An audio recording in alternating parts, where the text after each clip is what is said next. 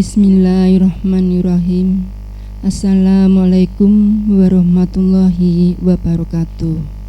Alhamdulillahirabbil alamin. Pada pagi ini kita dipertemukan kembali dalam keadaan sehat walafiat, tak kurang suatu apa, dan semoga kita semuanya selalu dalam lindungannya. Amin. Anak-anakku semuanya, sebelum pelajaran dimulai, kita berdoa dahulu dengan doa belajar agar materi IPS kali ini bisa kalian terima dengan sepenuh hati. Doa belajar kita mulai. Bismillahirrahmanirrahim. Raditu billahi robba wa bil islami dinna wa bi muhammadin nabiyya wa rasulah. Rabbi zidni ilma waryukni wahma birahmatika ya arhamar rahimin. Amin ya rabbal alamin. Semoga yang kita harapkan hari ini dikabulkan oleh Allah Subhanahu wa taala. Anak-anakku semuanya, kami mohon semangat kalian terus makin bertambah. Apapun materinya, apapun model pembelajarannya, harus kalian ikuti dengan sepenuh hati, karena ilmu adalah bekal kalian untuk masa depan. Gitu ya anakku. Nah, sekarang kita mulai materi hari ini.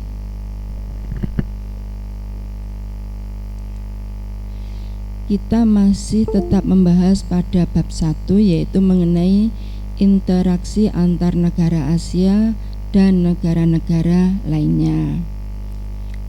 Kemarin di pertemuan pertama kita sudah membahas mengenai letak dan luas Asia dan benua lainnya. Nah, yaitu nama-nama benua kemarin ya, yang terluas benua apa, yang terkecil benua apa, sampean sudah jelas semuanya. Pertemuan kedua dan ketiga kemarin kita membahas mengenai keadaan alam di negara-negara di dunia. Contohnya seperti negara Jepang, Amerika, Inggris, dan kemarin terakhir adalah negara Mesir. Itu ya. Nah, kali ini kita akan membahas mengenai dinamika penduduk benua-benua di dunia. Nah, terjadinya dinamika penduduk sangat dipengaruhi oleh angka kelahiran, angka kematian, dan perpindahan penduduk. Suatu misal, bila suatu negara angka kelahiran tinggi, maka negara tersebut jumlah penduduknya akan bertambah. Nah, bila suatu negara terjadi musibah yang sangat besar sehingga membawa korban yang cukup banyak, nah, maka jumlah penduduk negara tersebut juga akan berkurang. Kemudian perpindahan penduduk dari suatu negara ke negara lain itu juga bisa mengurangi dan bisa menambah jumlah penduduk. Itu yang dinamakan dinamika penduduk.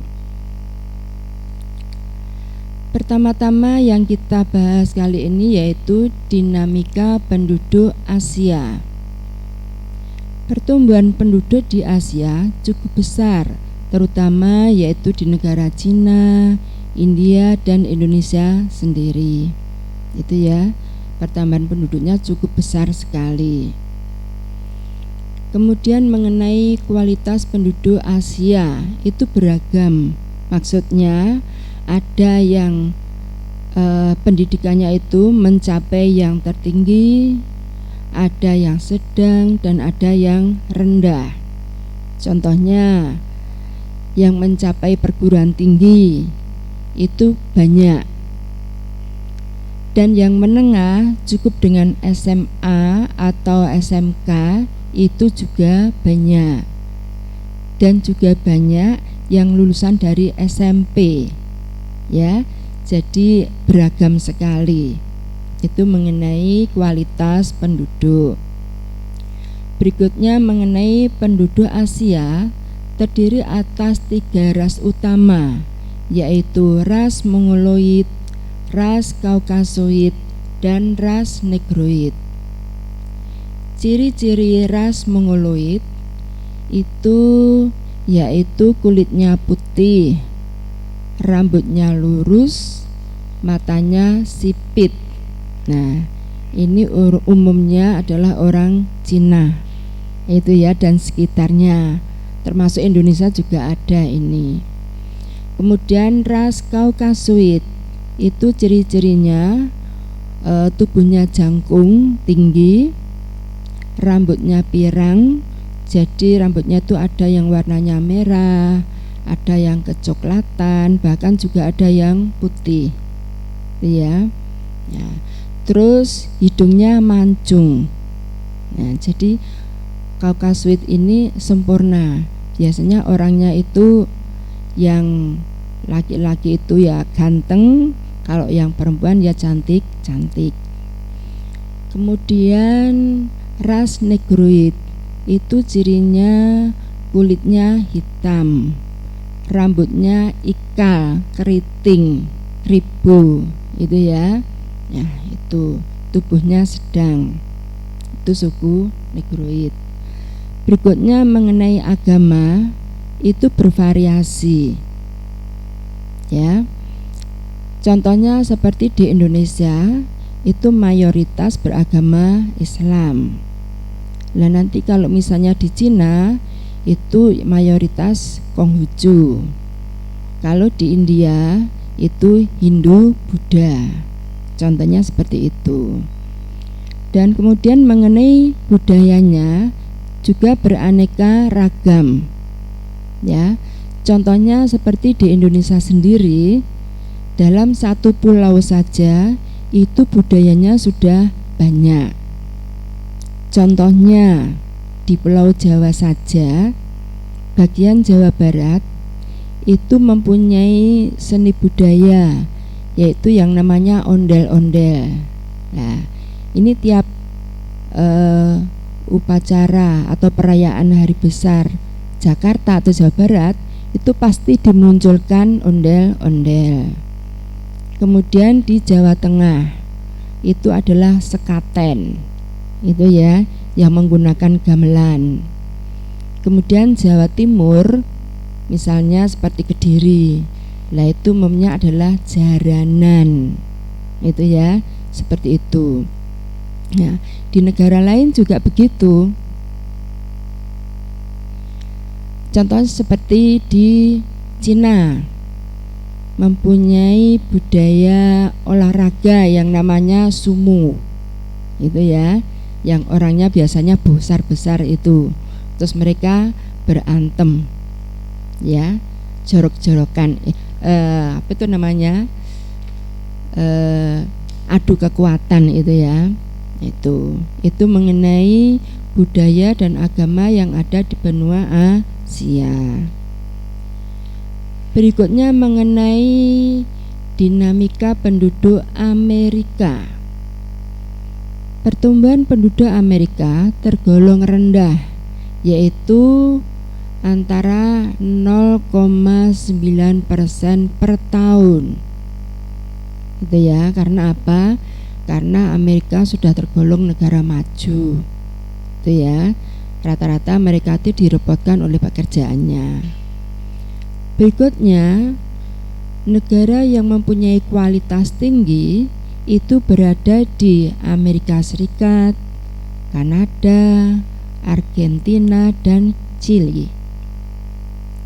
Sedangkan negara yang kualitasnya sedang itu berada di Paraguay, Bolivia, dan seterusnya.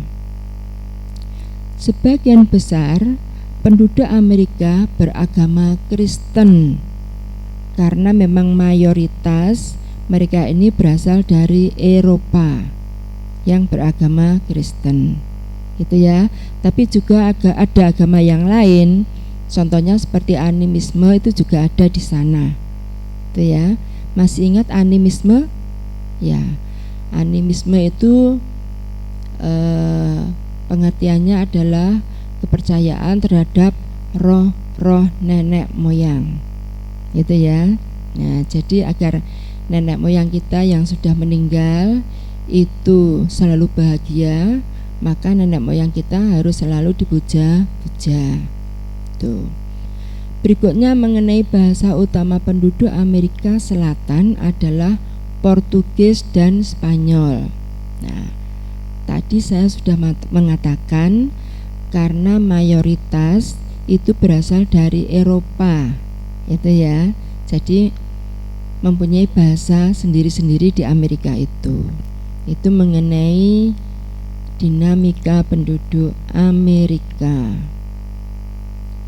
Berikutnya mengenai dinamika penduduk Eropa. Pertumbuhan penduduk Eropa lebih rendah dari Asia dan Amerika. Karena apa? Karena Eropa ini memang sangat maju sekali, terutama dalam bidang industri. Itu ya, sangat maju sekali. Berikutnya mengenai kualitas penduduk Eropa sangat tinggi. Contohnya seperti di Inggris, Prancis, Jerman, Spanyol. Lah, itu kualitas penduduknya sangat tinggi sekali. Orangnya pinter-pinter. Ya, ini. Kemarin saya sudah menyampaikan bahwa revolusi industri itu munculnya di Inggris. Nah, jadi industri pertama kali itu adanya di Inggris. Kemudian diikuti oleh negara-negara lainnya, gitu ya. Terus seperti Prancis. Prancis kemarin juga pernah terjadi revolusi, tapi bukan dalam bidang industri ya, tapi dalam perebutan kekuasaan. Karena apa? Karena Prancis pada masa pemerintahan Napoleon Bonaparte ini terjadi revolusi di Prancis. Kemudian juga di Jerman. Di Jerman, nah ini juga pernah terjadi peperangan besar, gitu ya.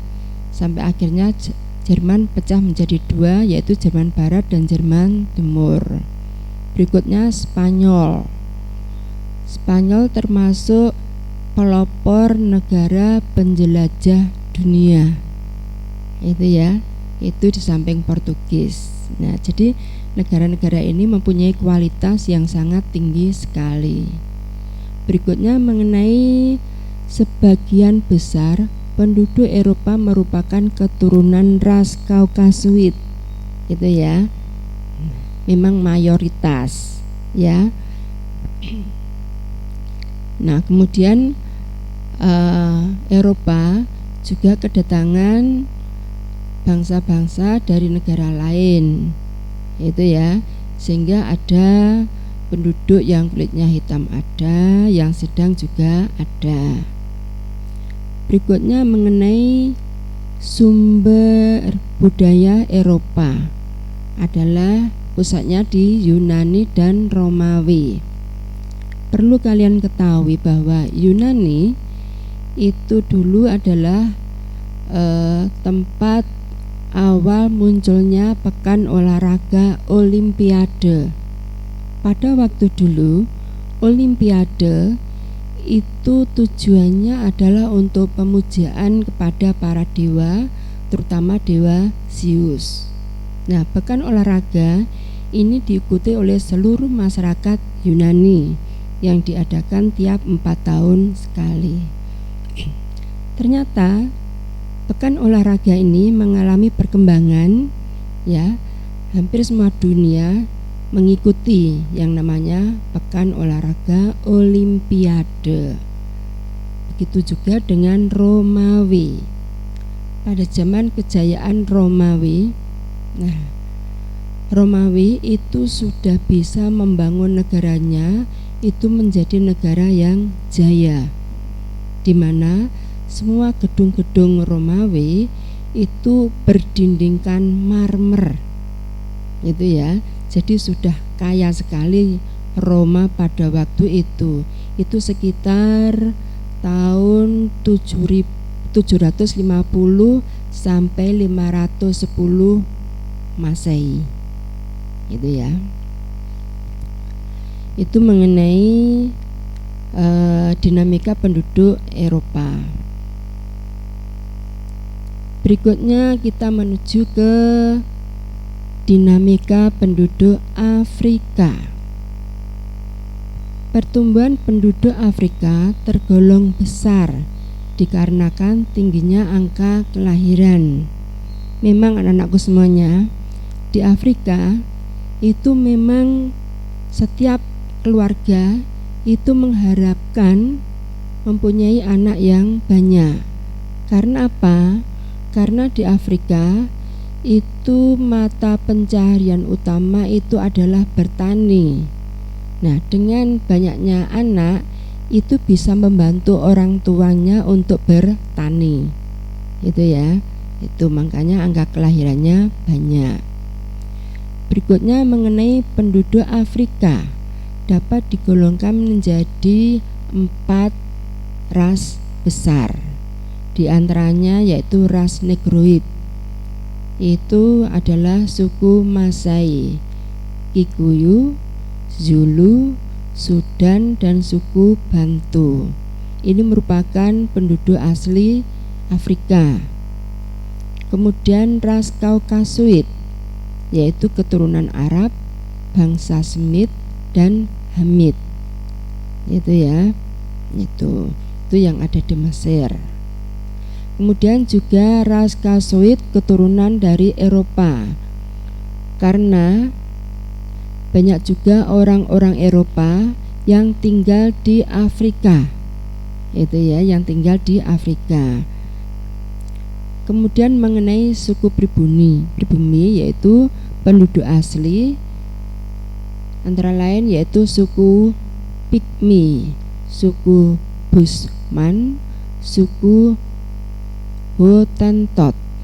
Itu ya, yang rata-rata ini berasal dari ras Negroid juga. Tuh. Terus kemudian mengenai agama di Afrika, agamanya adalah beragam. Di antaranya ada Islam, ada Kristen, percayaan animisme, juga Yahudi. Itu ya. Islam sampean sudah jelas, Kristen sudah jelas, animisme tadi sudah kita bahas, dan Yahudi sampean juga sudah jelas. Berikutnya dinamika penduduk Australia. Sebagian besar penduduk Australia adalah bangsa pendatang dari Eropa, sedangkan penduduk aslinya adalah bangsa aborigin. Yang ini ciri-ciri kulitnya juga hitam. Itu ya, hitam. Tubuhnya sedang, agak mungil. Itu ya. Kemudian mengenai agama yang ada di Australia mayoritas adalah Kristen, karena memang banyak orang-orang Eropa yang tinggal di sana dengan membawa agamanya yaitu ke agama Kristen, dan bahasanya yaitu bahasa Inggris. Itu ya. Nah, itu. Berikutnya, kebanyakan penduduk Australia tinggal di kota yang terletak di tepi pantai. Karena memang Australia itu termasuk negara maju juga, jadi namanya pedesaan itu sangat kecil sekali. Rata-rata mereka sudah maju semuanya dan tinggalnya di kota-kota yang terletak di tepi pantai. Ini mengenai penduduk Australia.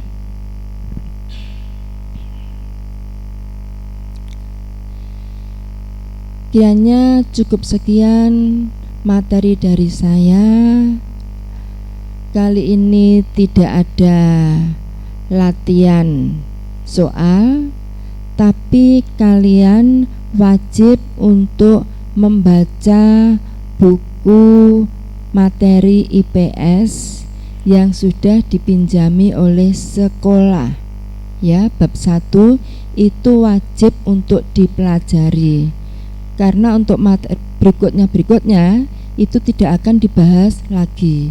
Jadi kalau sampean tidak membaca, insya Allah ya tidak jelas atau tidak kurang mengerti, gitu ya. Jadi agar lebih jelasnya, sampean harus banyak membaca sendiri di rumah. Karena rumusnya IPS itu harus banyak membaca, itu rumusnya. Jelas ya anakku ya. Nah, sekian dulu, selamat belajar, semoga sukses. Bila ada kurangnya, mohon maaf yang sebesar-besarnya. Wabillahi taufiq wal hidayah. Wassalamualaikum warahmatullahi wabarakatuh.